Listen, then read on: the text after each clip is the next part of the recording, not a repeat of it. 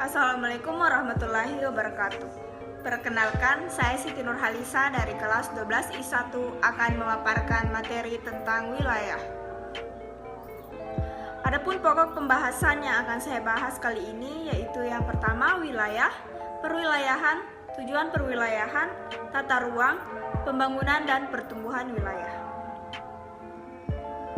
Wilayah adalah suatu zona yang difungsikan menurut jenis dan kekhususan.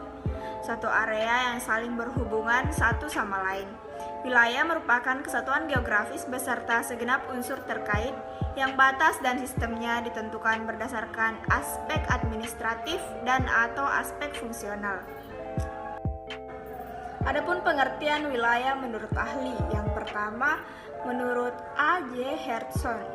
Menurut A.J. Hertzson, wilayah merupakan kesatuan yang kompleks dari berbagai unsur cakupan bumi seperti air, udara, dan makhluk hidup, di mana seluruh elemen saling berhubungan membentuk ciri khas dalam permukaan bumi yang didiami. Yang kedua, menurut Van Neman, ahli yang satu ini mendefinisikan wilayah sebagai daerah dengan ciri khas gambaran permukaan serupa. Gambaran ini memiliki perbedaan di sekitar tempat daerah tersebut berada. Yang ketiga, Taylor. Ahli yang bernama Taylor mengartikan wilayah dengan area yang memiliki sifat seragam di dalamnya berbeda dari daerah lain. Sifat-sifat ini bisa dilihat melalui gambaran sesuai dengan perbedaan masing-masing. Menurut Vidal de la Blaise, menurut ahli berikut yang memiliki nama P. Vidal de la Blaise, wilayah dimaksud dengan suatu tempat di mana di dalamnya berisikan hal tidak sama, namun saling menyelaraskan satu sama lainnya yang menghadirkan kebersamaan. Yang kelima, menurut Cressey, memiliki pandangan wilayah sebagai suatu hubungan antar entitas tanah, air, udara, dan makhluk hidup, masing-masing dari entitas yang bekerja sama untuk mencapai keuntungan dengan batas yang jarang ditetapkan. Yang keenam, menurut R.E. Dickinson, ahli berikut memiliki pandangan tentang wilayah yaitu gabungan atau sejumlah kelompok kondisi fisik, di mana kelompok-kelompok tersebut kemungkinan mampu menciptakan modal ekonomi tertentu. Yang ketujuh, menurut Platt, wilayah mempunyai keserasian atau keseragaman antar elemen dalam satu area. Serangan terjadi didasarkan oleh kondisi orang yang mendiami maupun keadaan tanah atau lahan. Jenis-jenis wilayah. Yang pertama, wilayah formal atau uniform region. Wilayah formal merupakan wilayah yang memiliki dasar konsep homogenitas atau hanya mempunyai satu ciri khas saja dan bersifat statis. Dengan karakteristik khas tersebut, wilayah formal dapat dibedakan dari wilayah lain di sekitarnya. Contohnya seperti wilayah dataran tinggi yang hanya ada banyak gunung di sekitar wilayahnya. Yang kedua, wilayah fungsional atau nodal region. Wilayah fungsional memiliki keberagaman atau heterogenitas antara wilayah satu dengan yang lainnya. Meski berbeda, namun secara fungsional, keseluruhan wilayah saling berhubungan dalam memenuhi kebutuhan hidup. Salah satu contohnya dapat ditemui pada wilayah metropolitan seperti Jabodetabek. Yang ketiga yaitu wilayah vernakuler atau vernacular region. Wilayah vernakuler tidak memiliki batas-batas antar wilayah yang resmi atau jelas karena terbentuk di atas resepsi atau pemikiran manusia.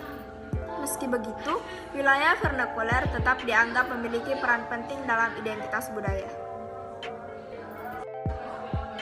Adapun istilah dalam wilayah, yang pertama, ruang merupakan kesatuan geografis beserta segenap unsur terkait padanya yang batas dan sistemnya ditentukan berdasarkan aspek administrasi dan aspek fungsional.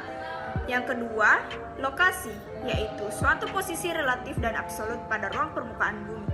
Wilayah diartikan sebagai suatu daerah atau area yang memiliki homogenitas atau persamaan, baik itu yang sifatnya formal atau fungsional. Yang ketiga yaitu daerah. Daerah yaitu daerah yang dikuasai atau menjadi teritorial dari sebuah kedaulatan. Pada masa lampau, seringkali sebuah wilayah dikelilingi oleh batas-batas kondisi fisik alam, misalnya sungai, gunung, atau laut. Yang keempat, kawasan. Diartikan sebagai suatu bagian dari wilayah atau region yang difungsikan untuk hal tertentu. Misalnya pada wilayah perkotaan dijumpai adanya kawasan industri, kawasan pemukiman, kawasan perniagaan, kawasan perkantoran, dan lain-lain. Pokok pembahasan kedua yaitu perwilayahan. Perwilayahan atau regionalisasi adalah suatu proses penggolongan wilayah berdasarkan kriteria tertentu. Adapun tujuan dari perwilayahan, yang pertama yaitu untuk meratakan pembangunan di semua wilayah, yang kedua yaitu untuk memudahkan koordinasi berbagai program pembangunan. Pokok pembahasan yang ketiga yaitu tata ruang. Pengertian tata ruang. Tata ruang adalah wujud struktur ruang dan pola ruang yang disusun secara nasional dan lokal. Yang kedua yaitu tujuan tata ruang. Tujuan dari perencanaan tata ruang adalah mewujudkan ruang wilayah yang memenuhi kebutuhan pembangunan dengan senantiasa berwawasan lingkungan, efisiensi dalam alokasi investasi, bersinergi, dan dapat dijadikan acuan dalam program pembangunan untuk tercapainya kesejahteraan masyarakat. Jenis-jenis perencanaan tata ruang. Yang pertama, rencana tata ruang wilayah nasional. Yang kedua, rencana tata ruang wilayah provinsi. Dan yang ketiga, rencana tata ruang wilayah kabupaten. Pembangunan dan pertumbuhan wilayah. Pembangunan adalah proses perubahan yang mencakup seluruh sistem sosial, seperti politik, ekonomi, infrastruktur, pertahanan, pendidikan, teknologi, kelembagaan, budaya. Adapun contoh gambarnya dapat dilihat di samping. Dan keterangan wilayah pembangunan juga ada pada slide di samping, bisa dilihat.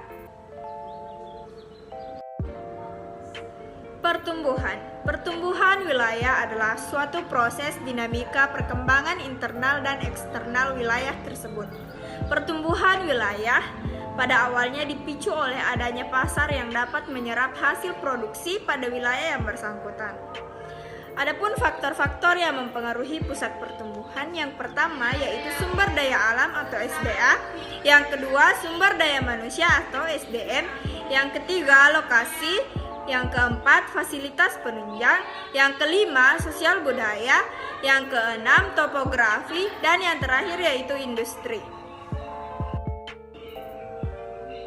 Adapun teori pusat pertumbuhan, yang pertama teori kutub pertumbuhan dikemukakan oleh Francois Perroux pada tahun 1955 ini menyimpulkan bahwa pertumbuhan dan pembangunan di setiap wilayah tidak terjadi secara bersamaan. Menurut Perroux, pusat pertumbuhan akan menimbulkan dua dampak yang disebut kekuatan sentrifugal dan sentripetal. Gambarnya dapat dilihat di samping. Teori tempat sentral. Menurut teori tempat sentral yang dikemukakan oleh Chris Thaler, tempat sentral merupakan pusat pasar untuk pertukaran barang dan jasa.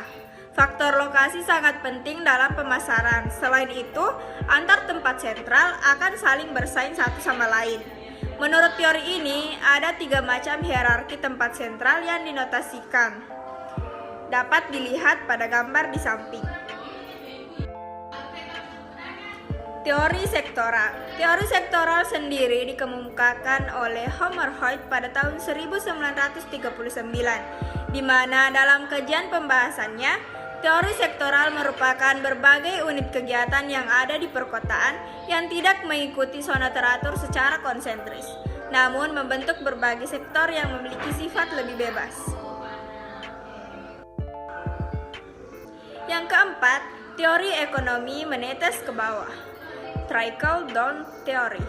Menurut teori ekonomi menetes ke bawah yang dikemukakan oleh Hirschman pada tahun 1959, pembangunan bisa berfokus pada sektor penting saja atau industri dengan harapan dapat menstimulasi sektor lainnya.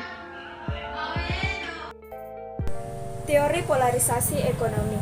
Berdasarkan teori polarisasi ekonomi 1955 oleh Gunnar Myrdal, setiap daerah memiliki pusat yang menjadi daya tarik masuknya tenaga kerja, modal, dan barang dagangan. Menurut teori ini, kota sebagai pusat pertumbuhan menjadi daya tarik bagi orang-orang yang tinggal di pinggiran.